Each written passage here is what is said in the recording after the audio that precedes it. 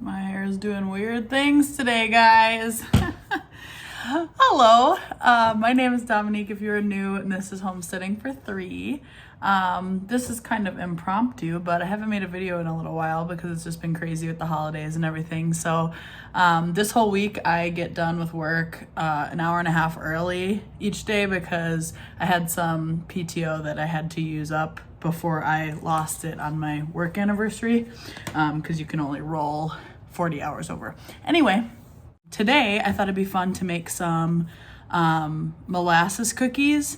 There is a recipe that Becky at Acrehomestead just did the other day. It was her second to last video that she just posted, I believe, at least at the time of me filming this. But they look super, super good. And my husband loves molasses cookies. And these are like different. She actually put M&Ms in them, which I don't have M&Ms, but I'm gonna wing it. And I think I'm gonna follow her recipe and see how it goes. So if you wanna see how I do it, follow along and let's get started. Okay, I apologize in advance. You'll probably hear my husband and my daughter playing Minecraft in the background. You've been warned. Anyway, so first we're gonna take a bowl, and then the recipe says to combine the flour, baking soda, spices, and salt, and then set aside. So we need 4.5 cups of flour. I recently got these Tupperwares for my flour and sugar and stuff, and they're awesome. They have like the snap lids. I can link them in the description because they're great. And the thing I like most about them is you can actually fit the whole measuring cup in the thing. In my old containers, you couldn't do that. You had to use a smaller thing or something. So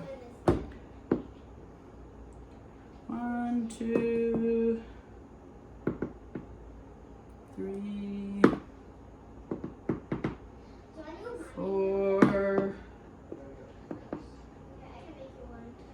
and a half. I should be wearing an apron. It's not Christmas anymore, but I don't own any non-Christmas aprons. So this is gonna work. All right, so we have 4.5 cups of flour. We need to add 4 teaspoons of baking soda. And then all the spices and salt. So we need 1.5 tablespoons of ground ginger. This recipe does call for cloves, but I do not have any, unfortunately. So I'm gonna have to just omit that, and I'm hoping it tastes good anyway. We will find out. Okay.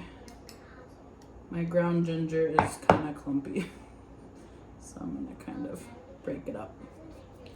Okay, 1.5 tablespoons of ground ginger, 3 teaspoons of cinnamon. Okay, this is what I hate about these. I need to get those really skinny measuring spoons that actually fit in here, because that is annoying. So this is 1/2 teaspoon, so I'm gonna do 6 of these because we need 3 teaspoons. Oh, I don't know how many that was. I feel like I did an extra one, but it's fine. It'll make up for the clove if I did do an extra one. Okay, no clove, and then 1 teaspoon of salt.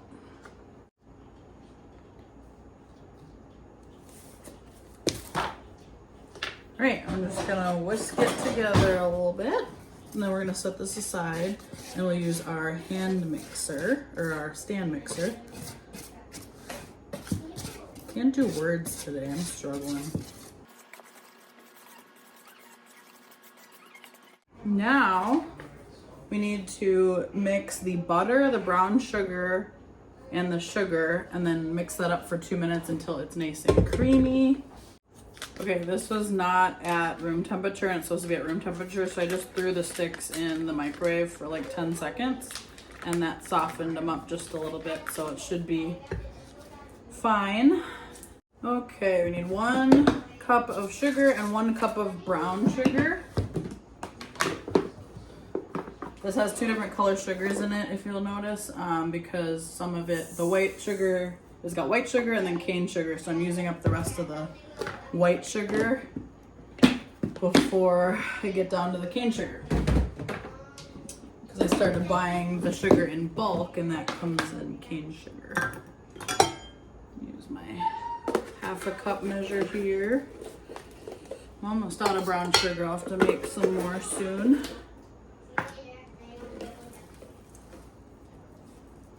Whew, it's just enough. Okay, brown sugar, sugar, and butter. And we're gonna mix this for 2 minutes. Okay, now we had this mixing for 2 minutes, so we're gonna add the molasses.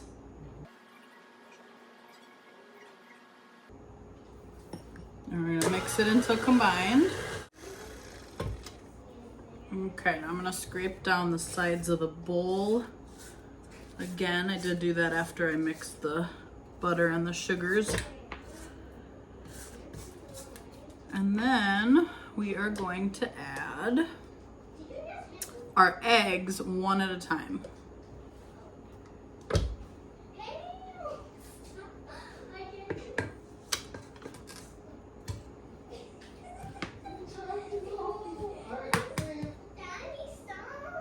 I'm gonna get one of those red lights that say on air when I'm filming, and then you have to be quiet when I'm red.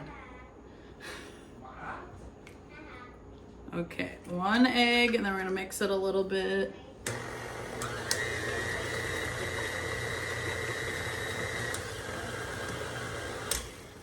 And then our second egg.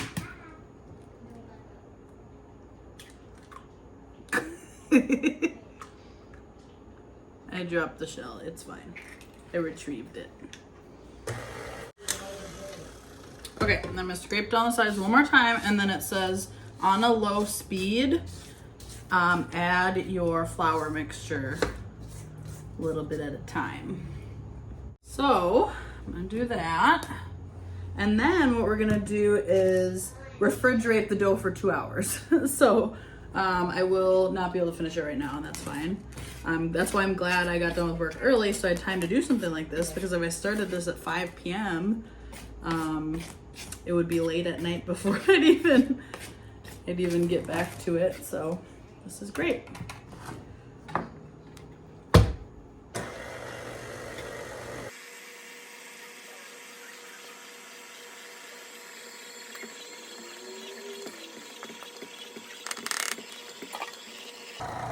Definitely working hard. That's what it looks like. It's a little bit on the dry side, but I'm gonna mix it up a little bit by hand and see if it comes together, because I don't think this is supposed to be a super wet mix, or a wet dough, I should say.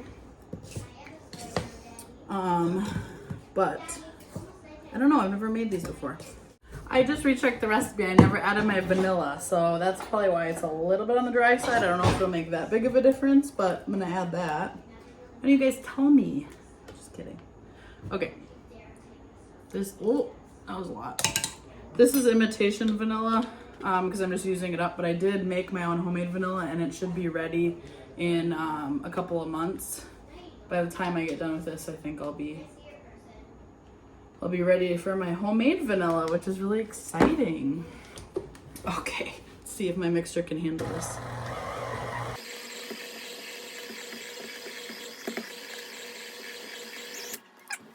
Okay.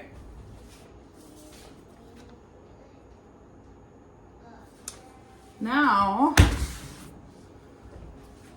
I have to refrigerate this for 2 hours. Okay, now I have this big roll of saran wrap that a company actually sent me a while back to try. And it's actually awesome, because instead of having to kind of like rip off the saran wrap and have it be all like jagged, it has this little slidey thing. So you pull this and then you just slide this little thing and it cuts it for you. So I'll show you that. I'll link that in the description as well. I also saw a hack on TikTok the other day that you can put saran wrap in the freezer, and then apparently that makes it like not stick to itself when you're trying to get it out. I haven't tried that, but I thought that was a really good idea if that actually works. So, okay.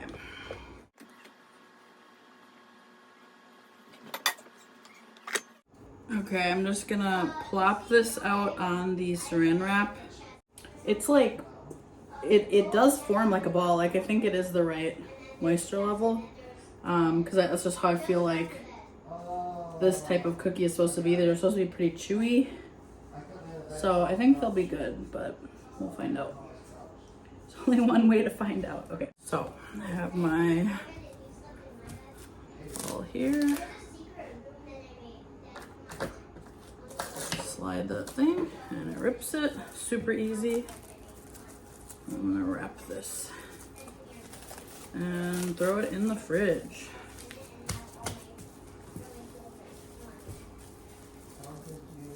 So I will see you in 2 hours. Okay, it's been 2 hours and this has been in the fridge. So we're gonna form our cookies.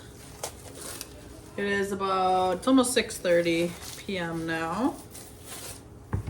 And I have no idea how, it's still pretty soft. It kind of feels like the consistency of Play-Doh, I guess. But I'm supposed to make 1-inch balls, and I feel like it's gonna make a lot of cookies. I probably could have halved this recipe, but that's okay. Okay, I feel like those are a good size. So I'm making them about that big, and then I'm supposed to roll them in sugar.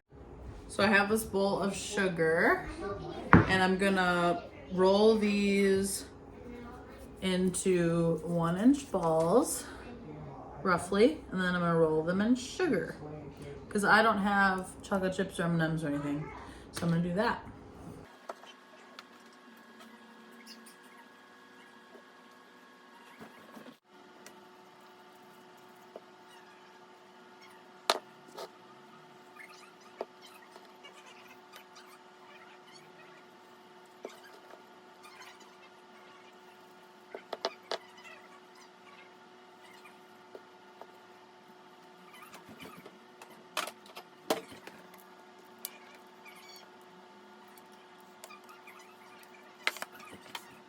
Okay, so I made 22 so far. I used a glass to press it down a little bit because I feel like it needed it. Otherwise, it wasn't going to flatten very much, but that could have been a mistake, but we'll find out. But I still have like half the dough left, so I am thinking what I'll do is ball all that up and roll it in sugar like I've been doing and then freeze it, because then whenever I want molasses cookies, I won't have to do all the steps, so that'll be really nice. So I'm gonna finish rolling the rest of these up. I'm waiting for the oven to preheat. It's at 350, and then we'll get them in the oven. Okay, I had to delete some iPhone storage, so I didn't get to take a video of taking these out and rotating them and whatnot, but they were in for a total of 9 minutes. I had 2 pans in there at a time, so I rotated what shelf they were on after 4 minutes, so 9 minutes total. You want to like slam the pan on the counter a couple times to let them settle, but I mean, they look so good, I think. I'm so excited. I couldn't wait, and I tried one when they're still a little warm. They're really good. I feel like they almost could be a little sweeter, and I don't really know what clove tastes like offhand. Like I couldn't pick that out, so I don't know if it would have been better with the clove or not.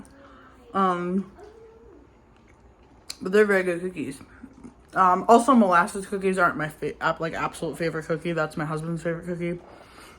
And he said they're good, so I think it's a winner. All right, well, thank you for hanging out with me today. I had fun doing a little baking. I don't always feel in the mood to bake because I am not a baker, but if I'm feeling it, gotta take advantage of that. So I hope everyone has an awesome day, and I will see you next time.